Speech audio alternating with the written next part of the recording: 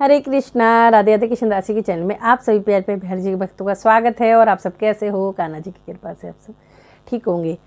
तो अब ये जो नई शुरुआत करी थी भक्त के भाव की, तो आप ये भक्त का भाव मैं आपको बताने जा रही हूँ। पहले ही लाइक कर देना वीडियो को, बहुत सारा लाइक करा करो ताकि मुझे भी अच्छा लगे कि आपको वीडियो अच्छी लग रही है। और शेयर करो ताकि एक दूसरे के भाव जागे और वो अपनी भी अगर उनके साथ कुछ ऐसी चमत्कार किए लड्डू गोपाल ने, वो मुझे शेयर करें और मैं आप सबके सामने उनकी वीडियो बनाऊँ अपने नाम और शहर के नाम के साथ। ठीक है जी। तो आपको लाइक शेयर एंड कमेंट जरूर से करना है। तो शुरू करते हैं भक्त के भाव। पहले तो इन्होंने मुझे लिखा है श्री हरिदास। तो श्री हरिदास की मेरा नाम मत लेना, आप मेरे कान्हा जी का नाम लेना। तो ठीक है जी। कान्हा जी का नाम इनका कृदांश है। कृदांश लाला को राधे राधे और फैमिली को भी राधे राधे। तो इनकी जो स्टोरी इन्होंने मुझे यूट्यूब पे लिखी है तो वो इस तरह है कि ये बता रहे मैं अपने लड्डू बाबू की बहुत अच्छे से सेवा करता, बहुत अच्छे सेवा करता है। लेकिन घर वाले इतना नहीं मानते थे, बट मैं जिद से जैसे ले आया था और सेवा कर रहा था। 13 साल का था ये जब लॉकडाउन में मतलब बीमार पड़ा था ये। तो बेटा ही बोलूँगी। तो ये बेटा 13 साल का था और लॉकडाउन पड़ गया और ये बीमार हो गया था। बीमार हो जाने से हॉस्पिटल में एडमिट कराना पड़ गया। इसको डेंगू हो गया था इस बेटे को। तो डेंगू के एडमिट कराना पड़ा। तो जब ये एडमिट रहा तो इसका एक एक पल हर वक्त अपने कृदांश को याद करना।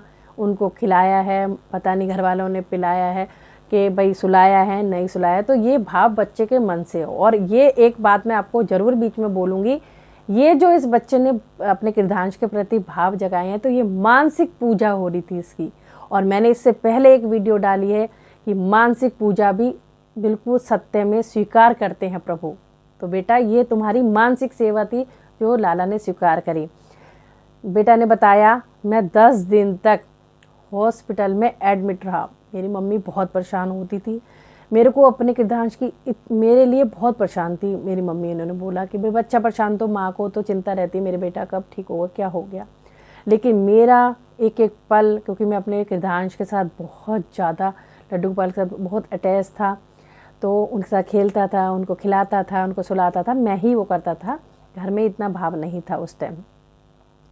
लेकिन मेरे को हॉस्पिटल में भी उनका यही भाव आया कि भाई अब इस टाइम वो क्या कर रहा होगा, लाला इसको पिलाया नहीं खिलाया होगा नहीं होगा। तो लेकिन अपनी मम्मी पापा से पूछ नहीं पाता था क्योंकि ऐसे बच्चे को चिंता लगी रहती थी। लेकिन वो डर लगता था कि मम्मी से पूछने को कि भाई मम्मी आपने खिलाया पिलाया नहीं, कहीं भाई अपने लाला को वो मेरे लड्डू को कहीं और ना छोड़ा है। क्योंकि घर में अभी पूजा का वैसा भाव नहीं था तो इसलिए उसने डर के मारे पूछा नहीं। लेकिन मन में वो याद करता था, यानी मानसिक पूजा कर रहा था वो। अब इसी से लगा लो कि मानसिक पूजा भी स्वीकार होती है। तो फिर क्या हुआ, जैसे ही 10 दिन हुए बेटे को हॉस्पिटल में, तो इनकी मम्मी को बहुत चिंता होने लगी। तो उन्होंने फिर डॉक्टर से पूछा कि अब इसकी छुट्टी कब होगी, क्योंकि थोड़ा बहुत जैसे सही लग रहा था बेटा। तो डॉक्टर ने बोला 2-3 दिन और लगेंगे, अभी कुछ दिन और लगेंगे, अभी तो पूरा ट्रीटमेंट चल रहा है, अभी इतना ठीक नहीं है।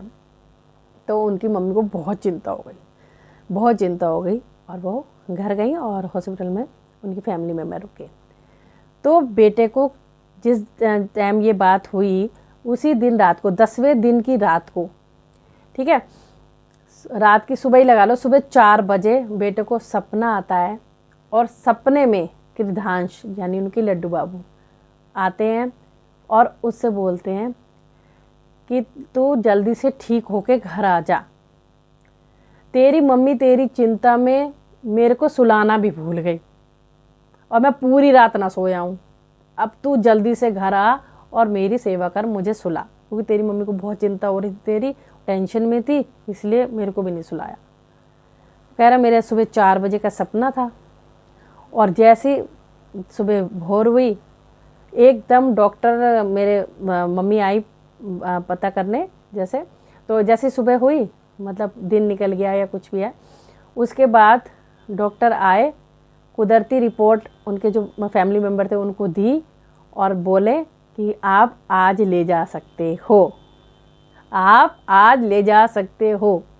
समझ लो साक्षात प्रमाण, यानी लड्डू खुद ही डॉक्टरों के दिमाग में गया, उनने उनको कुछ बोला तो भक्त के मन में स्वप्न आ गया और डॉक्टर ने कहा भैया अब ले जाओ यार घर।